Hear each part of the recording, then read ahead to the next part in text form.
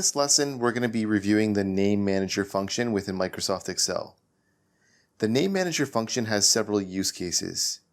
It allows you to give a cell or group of cells a name of your choice.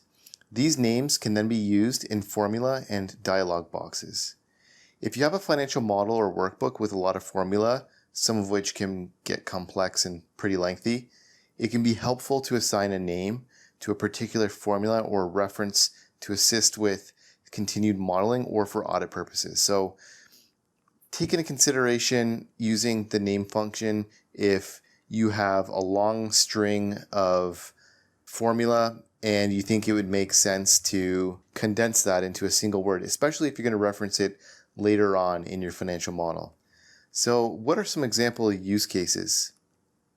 Well, an example use case would be naming a formula as total or COGS or profit because it's easy to remember and it's easier to work with that as opposed to referencing a string of formula across multiple sheets. Creating names for cells in formula makes them more understandable and more memorable.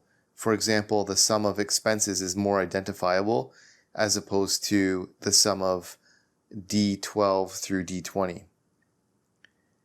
Also, named cells are absolute, so this helps avoiding copy and paste errors when working with formula that contain cell references.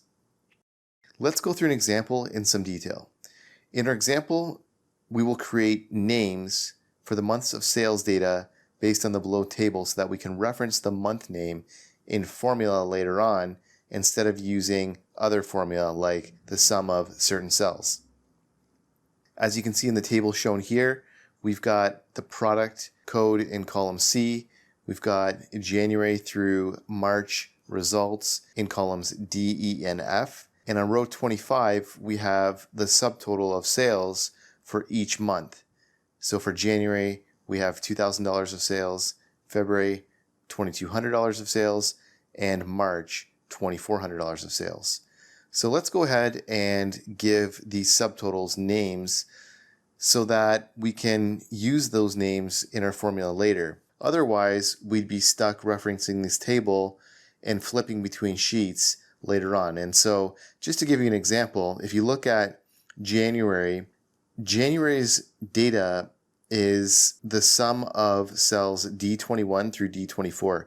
So as you can imagine, let's say I have a summary spreadsheet later on that I need to reference this data from, or let's say I've got another table where I need to multiply January's sales data by a growth rate. Well, it would be a lot easier if I didn't have to flip back to this table and write a formula that said, what is the sum of specific cells D21 through D24, and then multiply by my growth rate that exists in that other worksheet. Instead of doing that, it would be nice to say, what is the sum of January?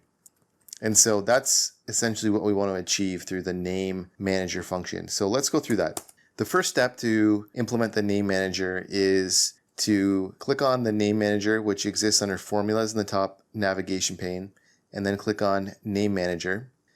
And then that'll pop open all of the name sets that are currently in place within the workbook. In this case, I've already created the January Name Manager, and as you can see, the value of it is $2,000 because it's equal to the sum of everything that's above it here in this table. If I wanted to edit it, I could edit it, but it's basically what's equal to cell D25, and D25 is a subtotal. So, just to illustrate, if I were to type equals January into the cell directly below D25, it shows that it is working because it's producing a result of $2,000. Going back to my example, if I wanted to apply this in a different worksheet later and just take January's results and multiply by a growth rate of 1.1, I could do that instead of going into this worksheet, finding the January's data, taking the sum of it, and that just would waste time. So I think it's especially important and useful if you're going to be referencing certain data and using it frequently in your workbook. That could be a very strong use case. Let's go ahead and create the February and March named manager sets. So again, we're going to go back to the name manager and I'm going to create a new name. I'm going to title it February and I'm going to make it equal to cell E25. If you take a look at the dialog box that appears here, it says that it already exists and it has to be unique. So that's something to keep into consideration. You can't have something named twice with the identical naming convention. Otherwise, you're going to get this error message. So in this case, I'm going to go to the name manager and I'm going to delete the naming conventions that exist for February. And I'm also going to delete them for March.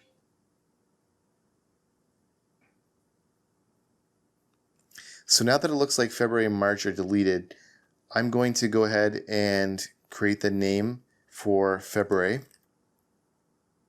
And I'm going to make the reference cell E25. And now that that's created, you can see that it worked properly because it's showing that it's equal to $2,200. I'm going to create one for March.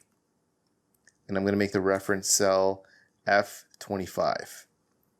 So now that I've created names for January, February, March results, I'm going to go down to this table here and I'm going to actually just summarize the sales for January, February, March, as well as total sales in this summary that I've created at the bottom, just as an example. So for January, I'm just going to say equals January and press enter. For February, same thing. For March, the exact same. And there's a couple of ways in which I could sum the total for January, February, March here. I could either just say the sum of cells D69 through 72, or alternatively, another way I could do it is I could take the sum of January, comma, February, comma, and March, and that'll achieve the same objective of $6,600.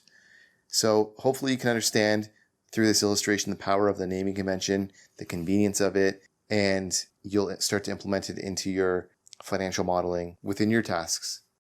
Hey guys, thanks for watching this lesson. I hope you enjoyed it. And if you did, I'd really appreciate a like and subscribe from you. And if you want to learn more about Microsoft Excel, check out these videos above. And don't forget to check out our website, commercecurve.com, where we have lots of in-depth finance and accounting courses available with full training workbooks. All of our courses come with complete workbooks of lessons, examples, pre-built financial models, and training video. Hope to see you there.